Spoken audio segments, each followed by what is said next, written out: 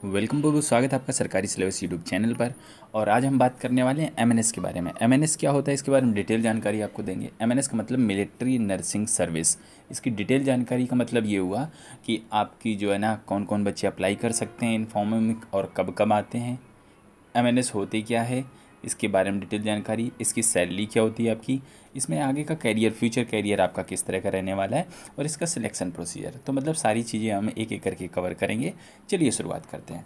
तो सबसे पहले सबसे ज़रूरी बात देखिए, एमएनएस में मतलब मिलिट्री नर्सिंग सर्विस में सिर्फ़ और सिर्फ लड़कियां ही फॉर्म भर सकती हैं। ये चीज़ इंपॉर्टेंट है, सबसे ज़्यादा इंपॉर्टेंट है, ठीक है। तो लड़कियां इसमें फॉर्म भर पाएंगी। अब देखिए ये एमएनएस होता क्या है। एमएनएस का मतलब जैसा कि नाम से ही आपको पता लग रहा होगा कि मिलिट्री नर्सिंग सर्विस। तो एमएनएस क्या होती है? देखिए एमएनएस मैं आपको मोटी बात बताता हूँ। देखिए मेडिकल फील्ड में दो लोग बड़े आवश्यक हैं, एक तो डॉक्टर, दूसरा जो है ना नर्सेस। मैं बी फार्मा या उनकी बात नहीं कर रहा हूँ कंपाउंडर्स की, बट जो दो इसेंशियल चीज़ हैं वो हैं एक तो डॉक्टर और दूसरा नर्सेस। डॉक्टर का काम क्या होता है, वो मेन काम करता है। जैसे ऑपरेशन है, आया उसने काट पीट के सब सही किया और चला गया, उसके बाद नर्सेस सिल देती है, उसकी दवाई मेडिसिन, उसका रख रखाव, उसकी क्या केयर करनी है, सारी चीज़ें नर्सेस देखती हैं। तो नर्सेस का बड़ा महत्वपूर्ण रोल होता है मेडिकल फील्ड में।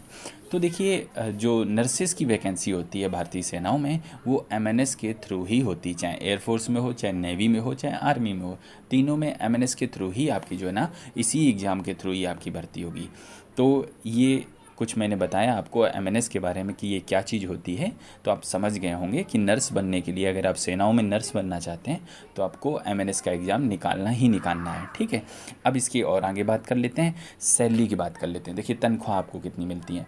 अगर आप जो है ना एमएनएस ज्वाइन करती हैं, मतलब कि आप 12 पास हैं या आपने बीएससी नर्सिंग कर रखी है, तो भी आप इसमें फॉर्म भर सकते हैं, ऐसी कोई बात नहीं है। अगर आपकी एज उम्र सीमा वगैरह इसमें लाई करती है तो आप इसमें फॉर्म भर सकती हैं।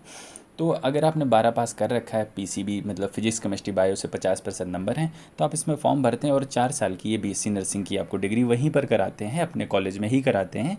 और पूरा होने के बाद आपको जो है ना एक कमीशन अधिकारी के तौर पर आपको नियुक्त किया जाता है। तो जब आप नियुक्त होते हैं तो कमीशनिंग आपको मिलती है, तो आपकी सैलरी आज की डेट में कम से कम 60,000 रुपये प्रति महीने आपकी बनेगी। इसके अलावा जो आपको बेनिफिट अलग से जैसे खाने वगैरह का मिलता है, रहने का मिलता है, वो चीज़ें आपको अलग से हैं। आपकी सैलरी करीब करीब 60,000 प्रति महीने के हिसाब से लाई करेगी। तो ये चीज़ मोटी मोटी बात हो गई।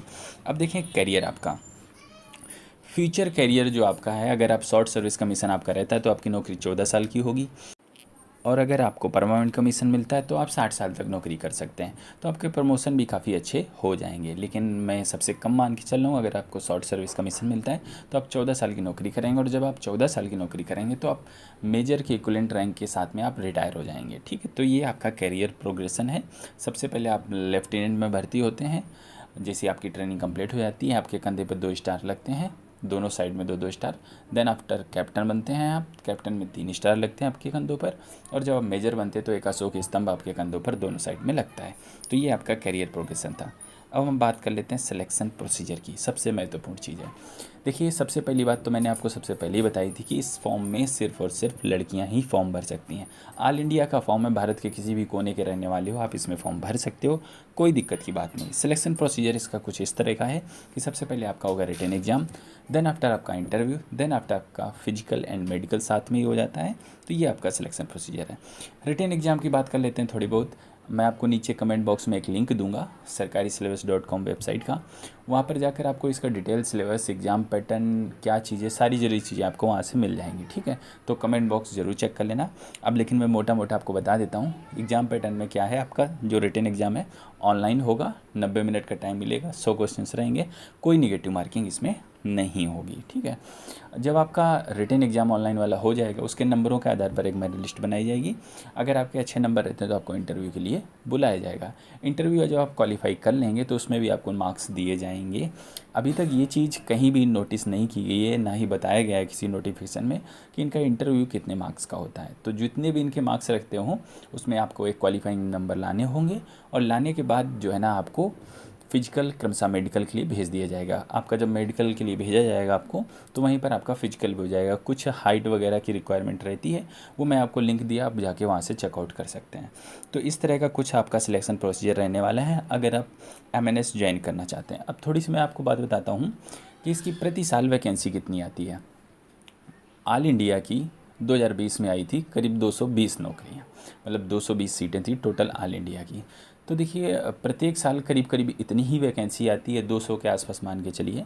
तो थोड़ा सा कंपटीशन होता है, बहुत ज़्यादा कंपटीशन नहीं होता है, लेकिन थोड़ा सा आपका कंपटीशन रहता है, आपको तैयारी करनी इसकी पड़ेगी। बिना तैयारी का आप इसे क्वालिफाई नहीं कर सकते, क्योंकि ऑल इंडिया के बच्चे इसमें बैठ रहे हैं और नौकरियों की सबको तलाश है और एक बेहतरीन नौकरी आपको इसमें मिल जाती है। तो इस वीडियो में अब बस मैं इतना ही रखना चाहूँगा, हमने मोस्टली सारी बातें कवर कर दी हैं।